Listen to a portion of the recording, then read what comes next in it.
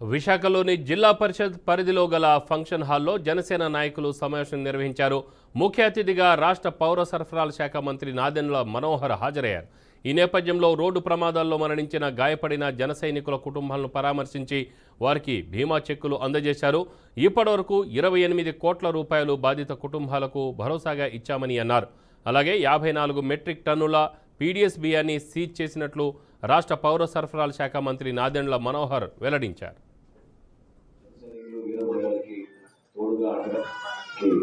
మనం చేస్తున్న ఈ కార్యక్రమాల్లో భాగస్వాములైన ప్రతి ఒక్కరికి మన పార్టీ అధ్యక్షుడు పవన్ కళ్యాణ్ గారి తరఫున జనసేన పార్టీ తరఫున ప్రత్యేకంగా మీ అందరికీ కూడా మనస్ఫూర్తిగా నమస్కారం. ఈ కార్యక్రమం ఎంత సుదీర్ఘమైన ప్రయాణం చేసామో మీ అందరికీ తెలుసు. మొట్టమొదటిసారి మనం క్రియాశీలక సభ్యత్వం మొదలుపెట్టినప్పుడు రాష్ట్ర వ్యాప్తంగా కేవలం 94,000 సభ్యత్వం మొదలైంది మనకి 2021లో.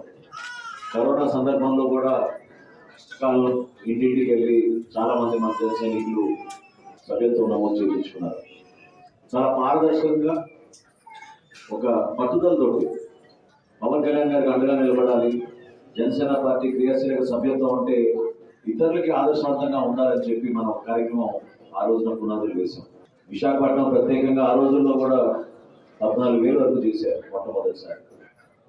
ప్రతి సంవత్సరం మనం పెంచుకుంటూ పోతూ ఈ సంవత్సరం ఊహించని విధంగా దాదాపు 12 లక్షల సభ్యత్వం రాష్ట్ర వ్యాప్తంగా జనసేన పార్టీ